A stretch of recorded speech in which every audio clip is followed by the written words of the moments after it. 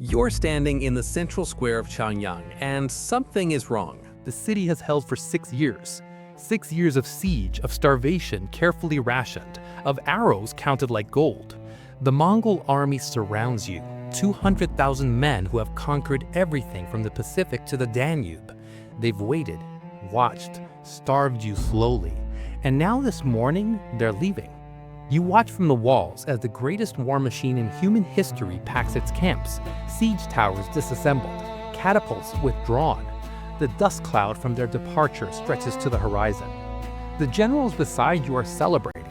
You want to believe them, but in your gut, you know. Armies this patient don't just leave. What you're watching isn't retreat, it's something worse. If you appreciate history that refuses to simplify itself, subscribe. We're just getting started with this one. The year is 1273, and China is dying in sections. For 3 decades, the Mongol Empire has been dismantling the Song Dynasty piece by piece, not through heroic charges or dramatic battles, but through something more terrifying, methodical patience. They take cities the way you'd solve a puzzle, isolating each piece, applying pressure, waiting for the internal collapse. Xiangyang is the mass piece that matters.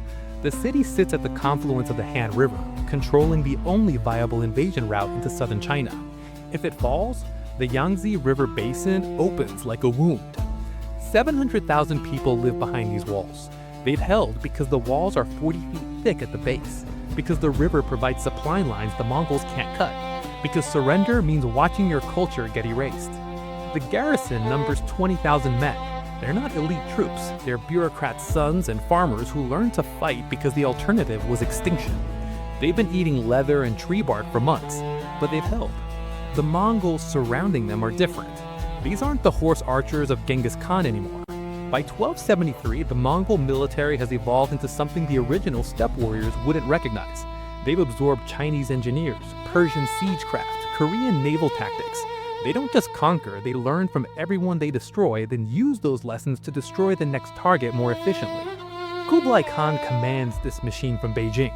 He's Genghis Khan's grandson, but where his grandfather burned libraries, Kublai collects scholars. He's declared himself Emperor of China even though he controls less than half of it. Xiangyang is the mathematical problem preventing his legitimacy. Take it and the Song Dynasty becomes a memory. Fail, and his own generals start wondering if the mandate of heaven has moved on. He's assigned the siege to a man who understands that cities don't fall to courage. They fall to time and psychology and the slow erosion of hope. That man's name is Bayan. Bayan isn't Mongol by blood, he's Turkic, from a conquered people who proved useful enough to survive. He's 43 years old. He learned warfare by watching the Mongols dismantle his own civilization, then applying those lessons so effectively they made him a general. He doesn't seek glory in battle, he seeks efficiency in victory. And 6 years into the siege, he's realized something. Xiangyang will never surrender while it still believes rescue is possible. So he's going to make them believe rescue has arrived. The siege begins in 1267, and for the first 3 years, it's traditional. Mongol armies surround the city.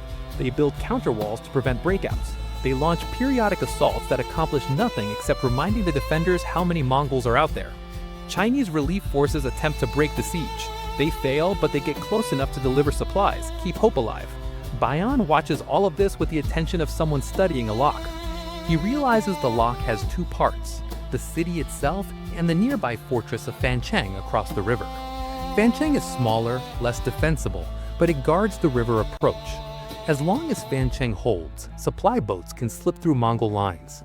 The siege can't truly close. Bayan brings in Chinese engineers who've been working for the Mongols since their homelands fell. These men designed something the Song defenders have never seen. Counterweighted trebuchets that can throw 90-kilogram stones 300 meters with repeatable accuracy. They call them Muslim Fowl because the design came from Persian siegecraft, filtered through generations of technical refinement. These aren't the old torsion catapults that required dozens of men to reset. These are machines that use pure physics falling counterweights converting potential energy to kinetic with brutal efficiency. In January 1273, Bayan positioned 7 of these machines around Fancheng.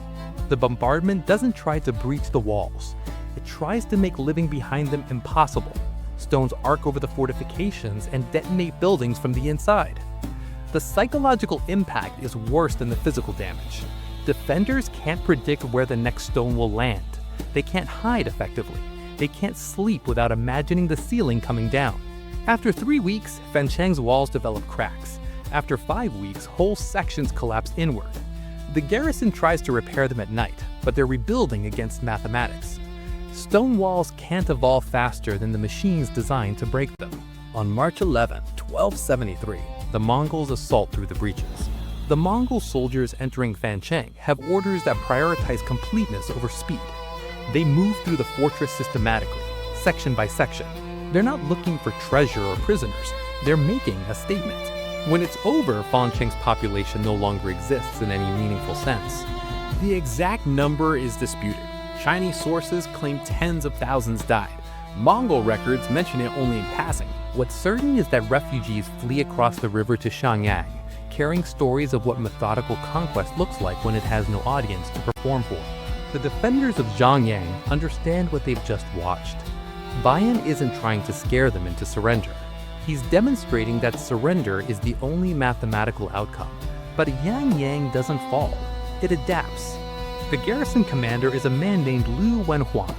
He's 58 years old, a career administrator who never expected to die famous. He's held the city through 6 years of siege, not through brilliant tactics, but through bureaucratic stubbornness, maintaining supply ratios, enforcing discipline, executing deserters with the sad efficiency of someone who's made peace with necessity. After Fancheng falls, he doubles the wall guards, Executes anyone discussing surrender. Burns sections of the city to create fire breaks in case the Mongols somehow breach the walls. He's not hoping for victory anymore. He's hoping to survive long enough that Kublai Khan recalls the army for some other crisis. The Mongols don't leave. They built permanent fortifications, plant crops. They're not besieging Xiangyang. They're colonizing the land around it, creating a new normal where the city is simply a historical curiosity waiting to accept the inevitable. By summer 1273, the stalemate has calcified. The Song Dynasty can't break the siege. The Mongols can't force the city open without casualties that would undermine the conquest's momentum. Both sides are locked in place, and time favors the empire with infinite resources. This is when Bayan begins his real work. He understands something about sieges that most commanders miss. The physical walls matter less than the psychological ones. A city surrounded by enemies remains defiant as long as it believes in eventual rescue, in friendly forces working beyond the horizon, in a future that contains something other than subjugation. Bayan is going to attack that belief. He starts by identifying every Song officer who's been captured in previous engagement skirmishes, failed relief attempts, raiding parties that got trapped. The Mongols have been keeping these men alive in prisoner camps, maintaining them in reasonable health.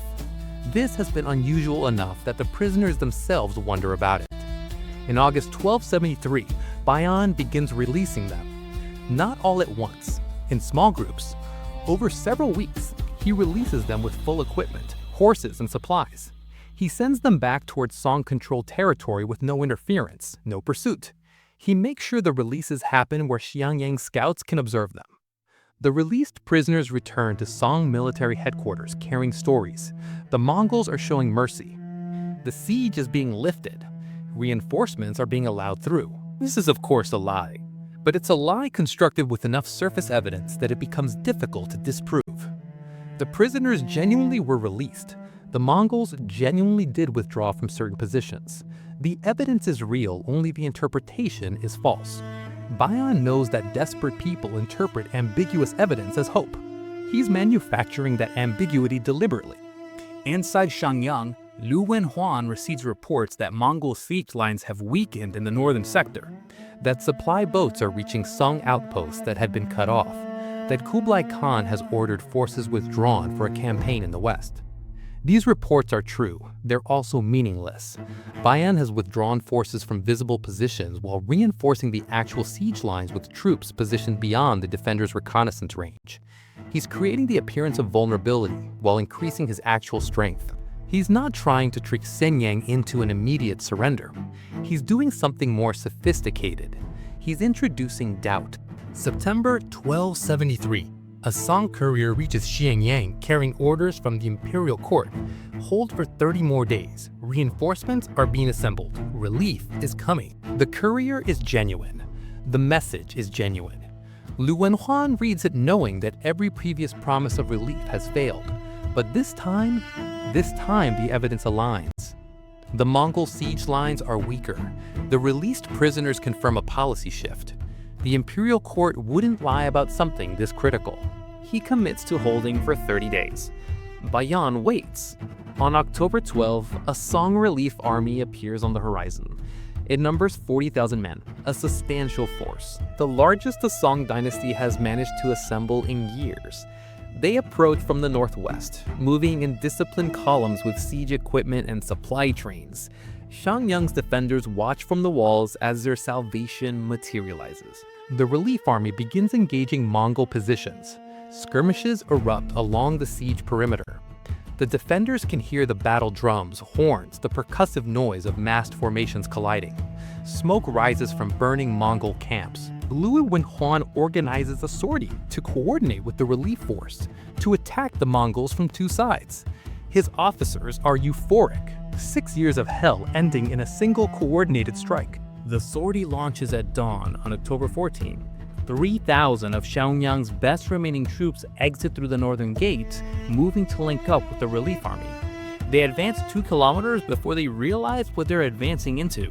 The relief army on the horizon isn't a relief army. It's a Mongol formation wearing captured Song equipment, carrying captured Song banners, moving in Song tactical formation. The battle they had been hearing was staged.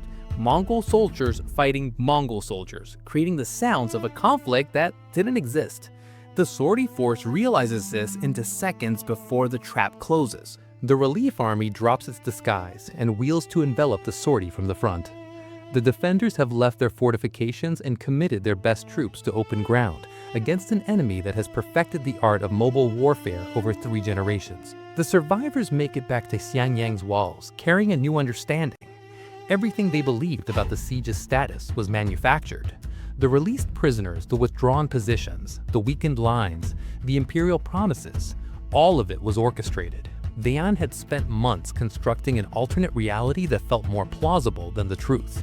And they believed it because the alternative that they were truly alone was too terrible to accept. Inside the city, something breaks that wasn't physical. The defenders had held because they believed persistence mattered, that their suffering had purpose, that the empire wouldn't abandon them.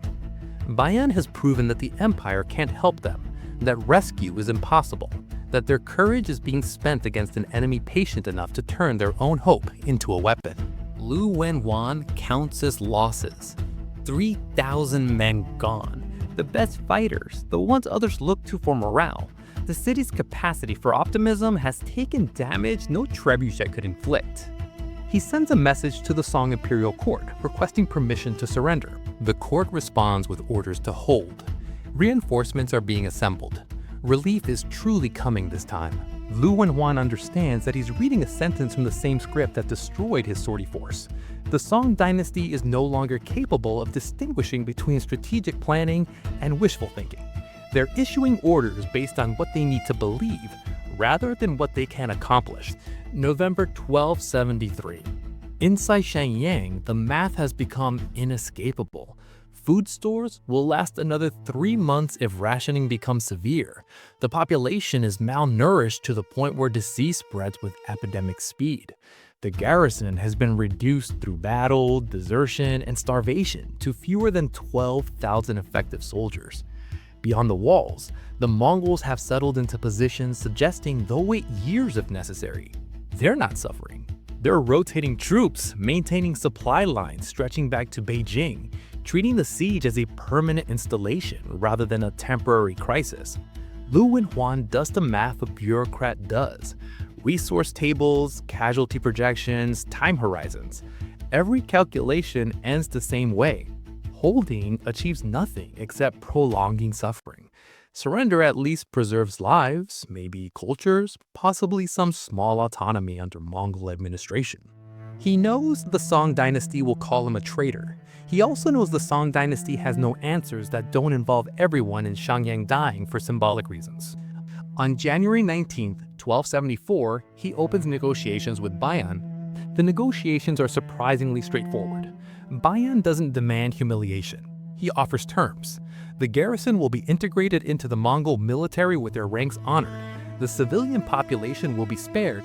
Lu Wenhuan will retain administrative authority under Mongol oversight. These are generous terms by the standards of 13th century warfare. They're possible because Bayan isn't interested in revenge. He's interested in setting a precedent. Every other city in southern China is watching what happens to Xiangyang. If surrender means genocide, every city will fight to extinction. If surrender means survival with dignity, the conquest becomes negotiable. Lu Wenhuan accepts terms on February 21, 1274. On March 14th, he formally surrenders Xiangyang to Mongol authority. The gates open not to an assault, but to an administrative transition. Mongol officials enter with census takers and tax collectors. The garrison troops are disarmed, fed, and given 3 days to decide if they'll join the Mongol army or accept civilian status. 70% choose to join the Mongols. This is the detail that haunts the historical record. These men have held against the Mongol Empire for 6 years. They've buried friends, starved, watched their families deteriorate, and when given the choice between continued resistance and pragmatic survival, most choose survival. The Chinese sources treat this as betrayal. The Mongol sources treat it as evidence of superior administration. Both interpretations miss the point. These men weren't betraying anything. They were acknowledging that the war was already over, and continuing to pretend otherwise only distributed the corpses more widely. Lu Wenhuan himself becomes a Mongol general. He leads campaigns against this former country, not out of conviction, but because the alternative is being executed for failure to commit to his new employer with sufficient enthusiasm. He dies in 1283, successful by Mongol standards, a traitor by Chinese ones, and probably neither in his own assessment. History has been unforgiving. Chinese tradition remembers him as a symbol of weakness. Generations of scholars have analyzed his decision as a failure of character, of loyalty, of everything that supposedly defines honorable resistance. But here's the uncomfortable fact. Lu Wenhuan's surrender saved approximately 600,000 lives. The cities that chose to resist after Xiangyang fell, places like Chongqing, Tanzhou, Yingzhou, were annihilated. Not in the metaphorical sense of being conquered, but in the literal sense of their populations being reduced to historical footnotes. The Mongols had learned from Fancheng that exemplary violence accelerated conquest. Cities that resisted after Xiangyang had fallen were dealt with as object lessons. Lu Wenhuan's betrayal, if we're calling it that, demonstrated that surrender was survivable, that accommodation could preserve culture even as it surrendered sovereignty, that sometimes the heroic choice and the moral choice aren't the same thing. The Song Dynasty collapsed completely by 1279. The Mongol conquest of China was total, But Chinese culture survived, integrated into the Yuan dynasty, preserved by administrators who made Lu Wenhuan's choice to prioritize survival over glory. Bayan himself becomes Kublai Khan's most effective general. He leads the campaigns that eliminate the remaining Song resistance. He's not remembered for his courage in battle. He's remembered for his understanding that warfare is about psychology before it's about violence. That sometimes the most effective way to defeat an enemy is to make them defeat themselves. He dies in 1295, successful and wealthy, having converted military conquest into administrative competence. The historical record treats him as a tactical genius, but his genius wasn't tactical, it was psychological. He understood that people will endure unimaginable suffering if they believe it has meaning. Remove the meaning, and the suffering becomes unbearable. He turned their own hope into the weapon that defeated them. There's a monument in modern Xiangyang commemorating the siege. It honors the defenders who held for 6 years, the courage that resisted impossible odds. It doesn't mention Lu Wenhuan except in passing, as the commander who eventually surrendered. But that surrender, that calculated, pragmatic, mathematical, inevitable surrender, is why Xiangyang still exists. The cities that chose heroic resistance became archaeological sites. The city that chose survival became a place where people still live, still raise children, still argue about what their ancestors should have done differently. We celebrate resistance because it fits our narratives about courage and principle. We condemn surrender because it feels like weakness. But sometimes the bravest thing is admitting that the story you've been telling yourself about the situation isn't true, that continuing to believe it will kill everyone who's depending on you. Liu Wenhuan looked at 600,000 people and chose their lives over his reputation. History has spent 700 years calling him a traitor for it. The question that matters isn't whether Liu Wenhuan was a traitor. The question is, what would you have done standing on those walls, doing math that only ended one way? Because we love to think we choose the heroic death. But the people who actually face that choice, who watch children starve, who count days until the food runs out, who bury friends for causes that stopped mattering months ago, often choose something else. They choose survival. And sometimes survival looks like betrayal to everyone who wasn't there. If you've made it this far, you're someone who values the uncomfortable truths hiding in history. Subscribe and turn on notifications. There are more forgotten stories to uncover together. Thanks for watching.